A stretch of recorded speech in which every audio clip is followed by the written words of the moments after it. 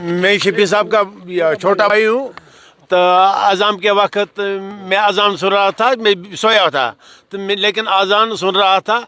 उसके बाद या जब उसने अशहदु अल्ला इलाहा इल्लल्लाह पढ़ा तो फायर की आवाज़ हो गई।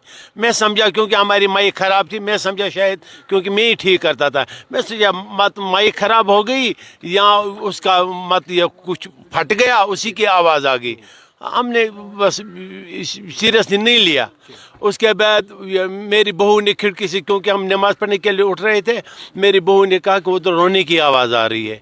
बाद में हम गए वहाँ पर तो उधर मेरा भाई ये रोज अजान देता था। रोज अजान दे रहा था। ये प्लानड है, मुझे लगता है ये प्लानड है, क्योंकि इसको पता था क्योंकि इमाम साहब सैटरडे के रोज़ घर जाते हैं और इतवार के रोज़ आते हैं वापस भी थे। मैं उसका छोटा भाई हूँ। तो रिटायरमेंट कब ली थी? 212 में। 2012 गंडामुल्ला के मीर खानदान को पेश। मोहम्मद शफी मीर जो मेरा कजिन था, सुबह सवेरे हर रोज़ ये अज़ान देता था मस्जिद में जाके। आज भी तवक्का के मुताबिक वो 6:05 मस्जिद में दाखिल हो गए, अज़ान देने लगे।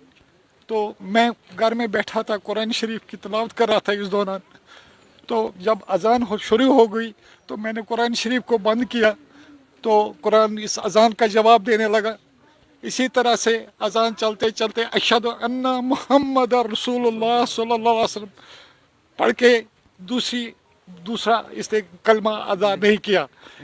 जबकि इसी दौरान मैंने ड्रम की आवाज़ सुनी, एक बड़ी भारी फायर की आवाज़, वो भारी आवाज़ थी। तो मैंने कुरान शरीफ को बंद किया तो अज़ान ख़त्म हो गई, इसके आगे अज़ान नहीं हुई। तो मैंने कुरान शरीफ को बंद किया। मेरे जहन में ये सोच आ गई कि मुझे लगता है शफी साहब को कोई चक्कर आ गया तो गिर गए, इसकी आवाज़ आ गई।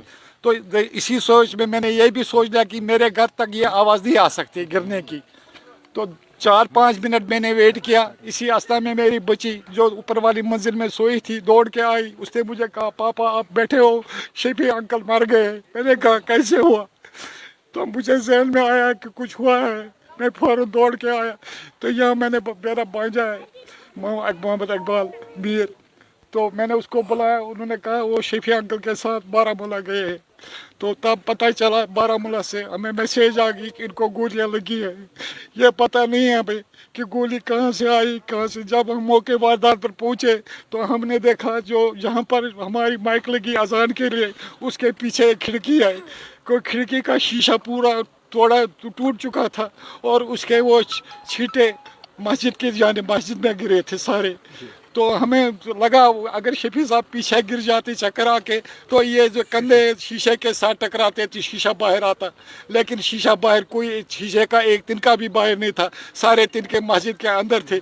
तो हम परेशान हो गए ये कैसे हो गया। तो कुछ खून अंदर देखा मस्जिद में हमें पड़ा हुआ। इसी तरह से फिर हमें मैसेज आ गई शफी साहब को गोलियां लगी है 4। फायर की आवाज़ आपने सुनी? मैंने सिर्फ ये आवाज़ सुनी जैसे मैंने फायर की आवाज़ सुनी।